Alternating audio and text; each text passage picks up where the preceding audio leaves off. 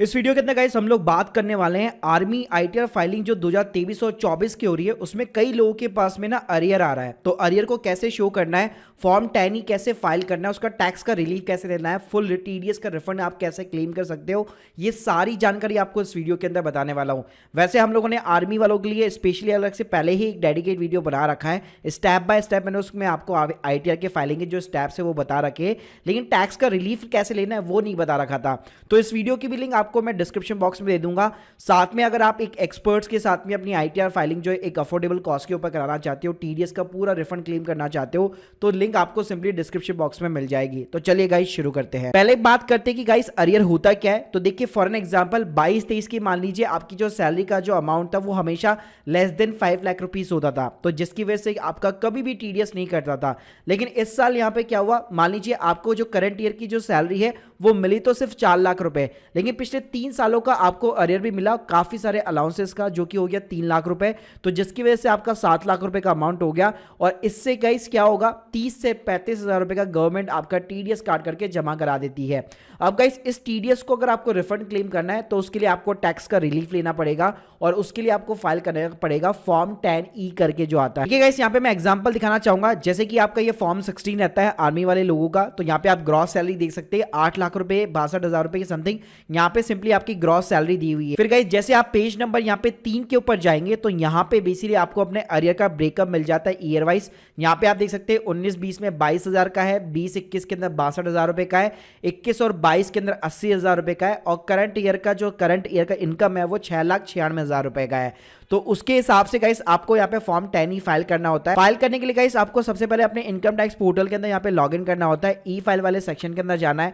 यहाँ पे आपको मिलेगा income tax form, file income tax form के ऊपर आपको सिंपली क्लिक करना है। उसके बाद में गाइस सेकंड वाले ऑप्शन को चूज करना है पर्सन विदाउट बिजनेस इनकम, और यहाँ पे आपको सेकंड नंबर पे मिल जाएगा फॉर्म 10E। तो फाइल नाउ बटन के ऊपर आपको सिंपली क्लिक करना है। यहाँ पे गाइस सिंपली आपको असेसमेंट ईयर 23 और 24 डालना है, कंटिन्यू बटन के ऊपर क्लिक करना है। उसके बाद में गाइस लेट गेट स्टार्टेड आता है, आपसे रीजन पूछता है, तो यहाँ पे आपको अरियर ऑप्शन चूज करना है, कंटिन्यू बटन के ऊपर क्लिक करना है, सिंपली पर्सनल इंफॉर्मेशन को कंफर्म कराना है। उसके बाद में गाइस यहाँ पे आता है अरियर की डिटेल्स। तो देखिए यहाँ पे काफी सारी चीजें की कैलकुलेशन होती है, काफी सारी चीजें आपको फिलअप करनी पड़ती है।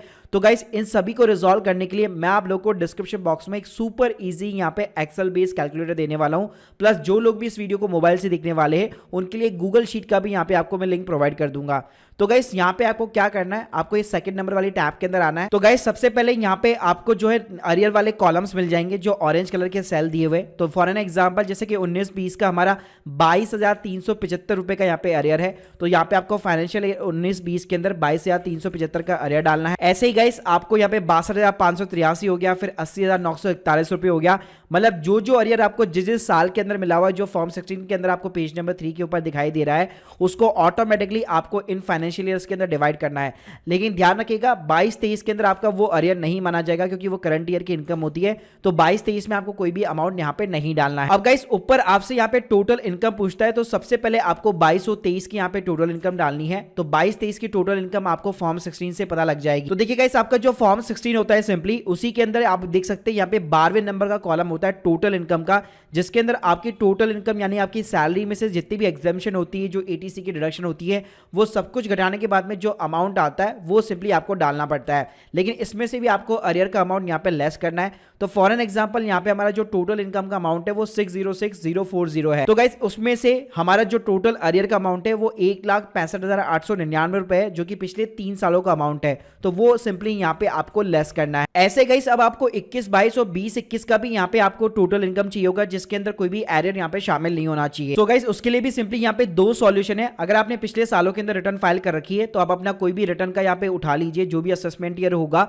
जहां पे भी आपको अरियर मिला है उसकी सिंपली आपको डाउनलोड रिसिप्ट करनी है। तो गाइस इस डाउनलोड रिसिप्ट के अंदर आपको एक पेज का पीडीएफ का फॉर्म मिलेगा। तो यहाँ पे आप स्क्रीन के सामने देख सकते हैं, यहाँ पे आपको हमेशा टोटल इनकम का यहाँ पे आपको कॉलम मिल जाएगा। तो यहाँ पे हर साल का आपको इस तरह से पीडीएफ डाउनलोड करना है, और जो भी टोटल इनकम लिखी हुई है आपको इस एक्सेल बेस्ड कैलकुलेटर के अंदर सिंपली यहाँ पे इंसर्ट करना है। लेट्स सपोज गाइस अगर आपने यहाँ पे पिछले सालों के अंदर कभी भी आईटीआर फाइल नहीं की है, फर्स्ट टाइम अगर आप रिटर्न फाइल कर रहे हैं, तो आप अपना पिछले सालों का फॉर्म 16 भी उठा सकते हैं, या अपनी जो एक अप्रोक्स यहाँ पे टोटल इनकम भी डाल सकते हैं। साथ में गाइस आप लोग चाहे तो यहाँ पे अपना पुराना फॉर्म 26AS भी चेक कर सकते हैं, वहां पे भी आपको बेसिकली अपना डेटा वगैरह मिल जाता है। तो गाइस इस तरह से आपको जब भी यहाँ पे अरियर मिला है उन सभी की यहाँ पे आपको सिंपली टोटल इनकम वगैरह डालनी है। तो गाइस जैसे आप ये सारी चीजें डालेंगे तो यहाँ पे आप स्क्रीन के सामने देख सकते हैं लास्ट में जाके आपको टोटल टैक्स रिलीफ यहाँ पे मिल जाता है 35056 और आप स्क्रीन के सामने देख सकते हैं उतना ही ऑलमोस्ट आपका टीडीएस कटा होता है। तो अल्टीमेटली गाइस इसका जैसे आप यहाँ पे टैक्स रिलीफ क्लेम करेंगे आपका पूरा टीडीएस का रिफंड आ जाता है। अब गाइस हम चलते हैं अपने वापस ऑनलाइन पोर्टल के ऊपर। तो गाइस यहाँ पे आपको ये सारा डेटा फिलअप करना है और कमाल की बात ये मैंने आपको जो कैलकुलेटर बताया है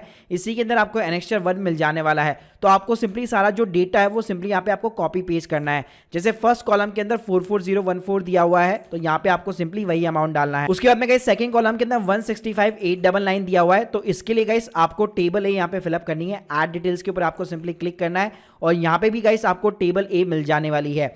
अब जैसे कि 19-20 को यहाँ पे हमें सेलेक्ट करना है तो यहाँ पे भी हमें 19-20 को सिंपली सेलेक्ट करना है। टोटल इनकम पूछेगा तो टोटल इनकम यहाँ पे दी हुई है वो आपको सिंपली इंसर्ट करनी है। उसके बाद में गाइस अरियर पूछेगा तो 22,375 का अरियर था वो हमें सिंपली यहाँ पे डालना है। फिर आप देख सकते हैं इसके ऊपर कोई भी टैक्स नहीं बन रहा तो यहाँ पे भी 0 आएगा, यहाँ पे भी 0 आएगा। इसी तरह गाइस जैसे हम लोगों ने 21-22 चूज कर लिया तो वहां पे 81,146 रुपए है। अरियर की अगर मैं बात करूं तो 80,941 रुपए है। तो इस तरह से मैंने इसको ऐड कर दिया। यहाँ पे भी कोई टैक्स वगैरह नहीं बन रहा है और यहाँ पे भी ये 0 रहेगा। अगर कोई भी यहाँ पे कुछ टैक्स का अमाउंट आता है तो वो सिंपली आप यहाँ पे डाल सकते हैं और इसको भी मैंने यहाँ पे ऐड करा दिया।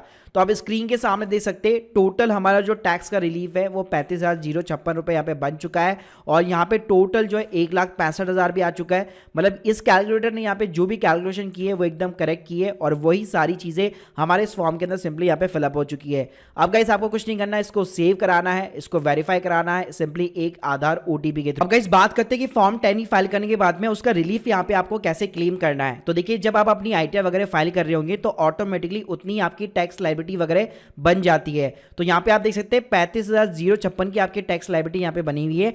लेकिन गाइस यहाँ पे लास्ट कॉलम के अंदर ही आपको रिलीफ अंडर सेक्शन 89 का कॉलम मिल जाता है और यहाँ पे ये चीज भी यहाँ पे नीचे लिखी हुई है कि आपको फॉर्म 10 ही फाइल करना पड़ेगा, जिसको हम लोग ऑलरेडी यहाँ पे फाइल कर चुके हैं। तो गाइस फाइल करने के बाद में आपको यहाँ पे जितना भी आपको रिलीफ मिला है वो आपको रिलीफ डालना है। तो गाइस जैसे आप यहाँ पे अमाउंट डालते हैं तो आप स्क्रीन के सामने देखेंगे आपकी टोटल टैक्स लायबिलिटी यहाँ पे 0 हो जाती है। गाइस आप सिंपली यहाँ पे एलिजिबल हो जाते हैं रिफंड के लिए। तो गाइस ये बिल्कुल सिंपल तरीका है यहाँ पे फॉर्म 10 को फाइल करके कैसे आप यहाँ पे टैक्स रिलीफ का क्लेम कर सकते हैं और जितना भी आपका एक्सेस में टीडीएस का जो अमाउंट कटा हुआ है उसको आप यहाँ पे रिफंड भी क्लेम बैक कर सकते हैं। तो guys hope you like this video, please subscribe our channel. बाकी गाइस अगर आप लोगों को एक एक्सपर्ट की यहाँ पे हेल्प चाहिए तो उसके लिंक भी आपको मैंने डिस्क्रिप्शन बॉक्स के अंदर दे रखी है। बाकी आप लोगों के अगर कोई भी डाउट्स है तो कमेंट बॉक्स में मुझे जरूर बताइएगा। Thank you guys, thank you very much.